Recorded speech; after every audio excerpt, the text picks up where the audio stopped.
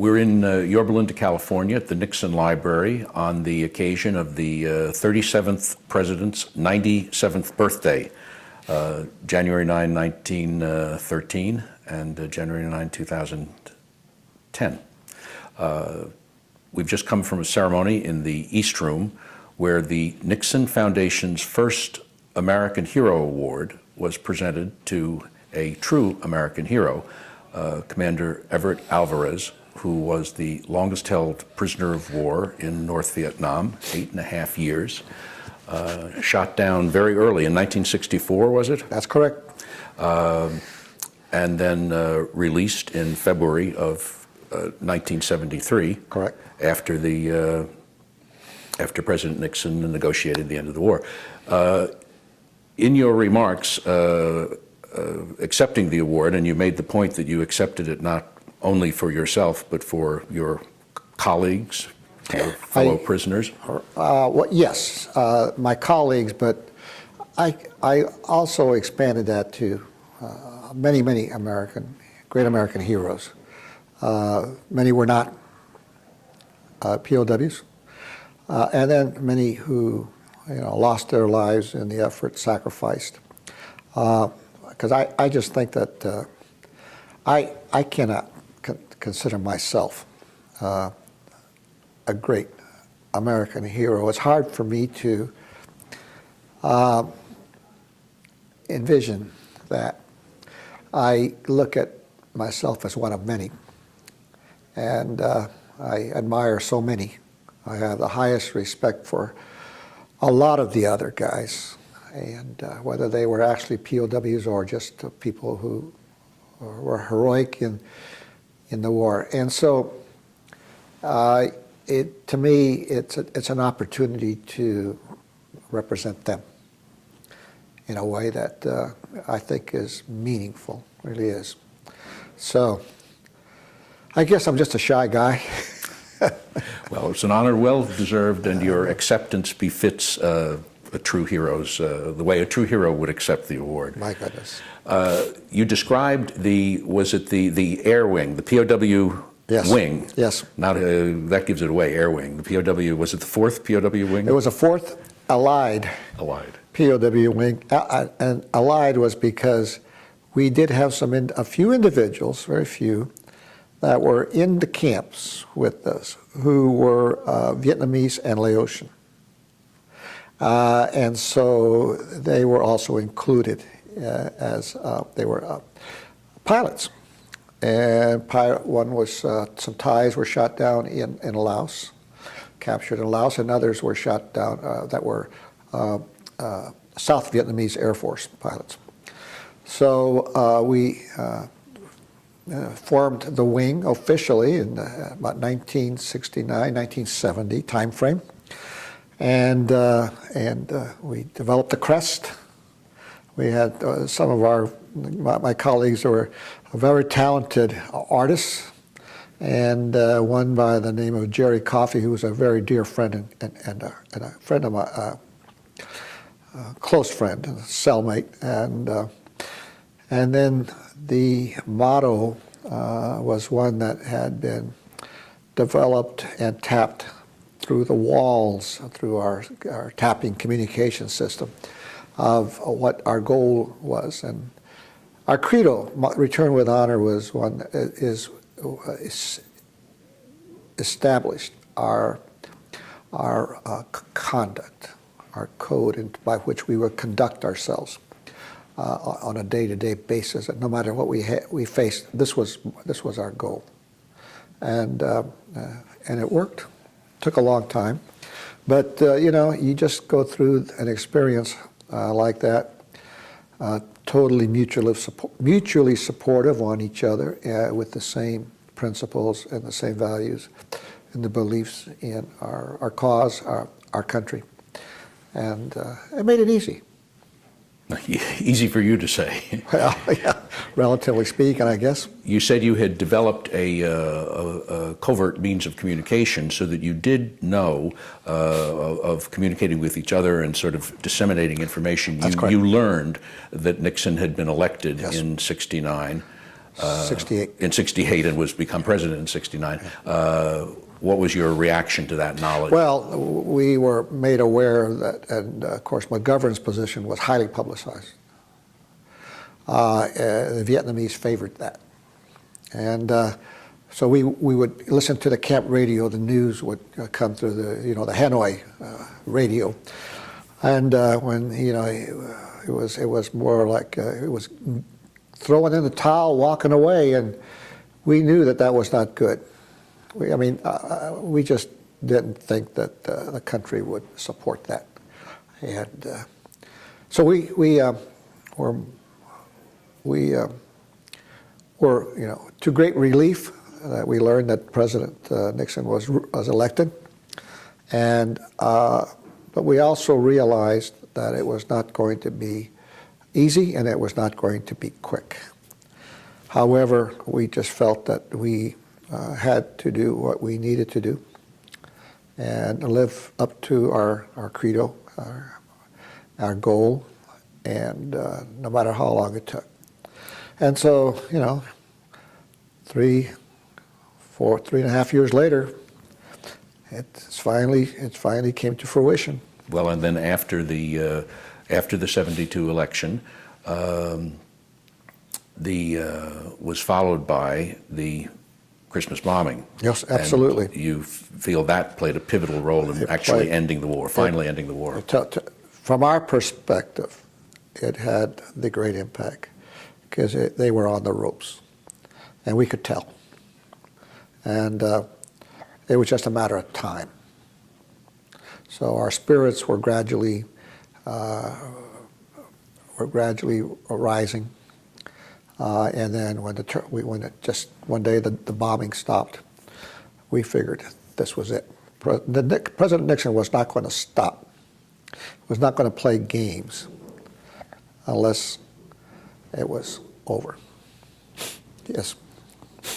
And then you came home in February of '73, and the President and Mrs. Nixon gave I think the largest event ever to that point, and maybe still ever held at the White House. It was a great event. Dinner for the POW returns. Exactly. It was a wonderful event. It was a great celebration.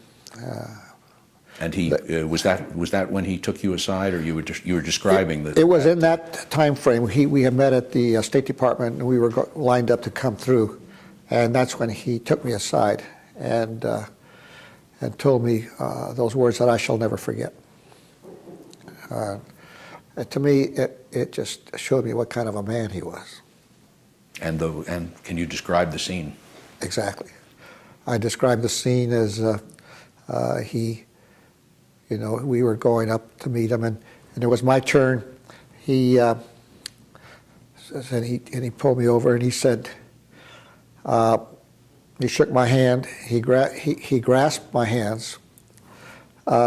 He stood back. He looked. He always looked down, and he looked at me and he put his hands on my shoulders like this, and he felt my arms. And he looked at me and he said, "You look well. You look good."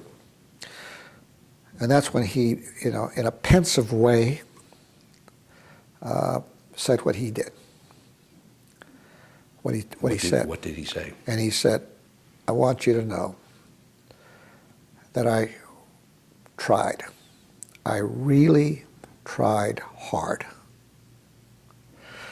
And it really just painted the entire picture of not only what he went through in leading the country to bring the war to an end at the time, but also recognizing what we went through and what I went through 8.5 years. And so it had that humane touch, that personal human touch, and it really made an impact. A little side note here. I mentioned the other night, my father grew up in Southern California, and his extended family at the same time President Nixon grew up, and shared. They knew what it was to work up and work hard, and develop that work ethic and that understanding, and the common the common folks, and what they faced, but the opportunity we had to make something of ourselves. And he did. So he understood a lot. And I think in that one respect, when he said that, maybe in a little apologetic way, but not really apologetic, just that he understood what we went through and what my family went through.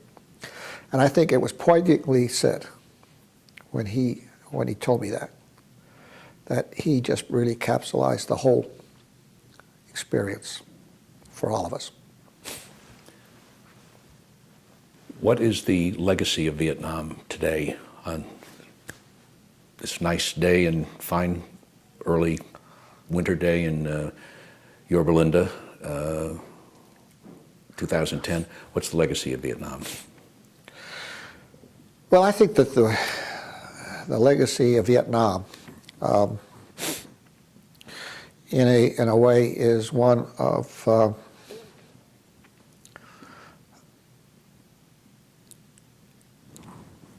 we have an opportunity to see our country as it was then, what we faced, how we became involved in it.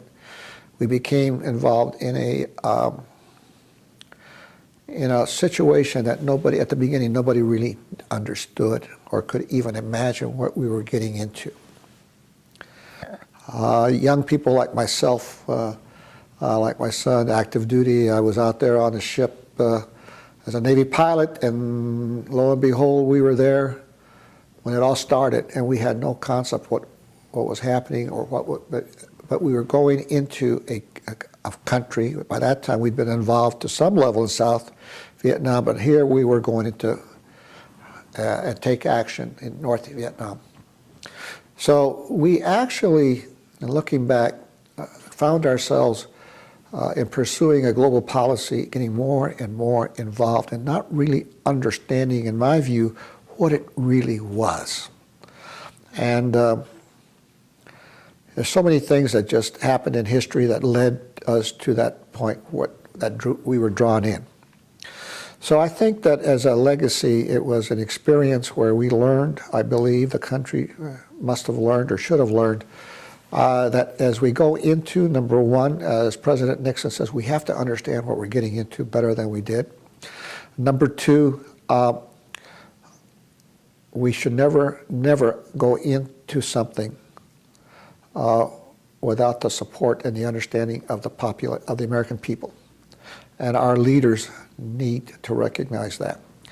I think that it was an experience where we found ourselves as military men fighting with one hand tied behind our back, as President Reagan later stated. And also, I think the American people really learned a lesson. No matter how divisive the country was, the American people never should have put the blame on the warrior. And in retrospect, I think they recognize that. So today you see a different attitude. In our wars in Iraq and in Afghanistan and what have you, even though we may not agree, I mean, our people go, and we should at least support the troops. And in Vietnam, we did not all support the troops. And that caused great harm to the individuals that went. It had an everlasting impact on their lives. And I think that that's a real lesson.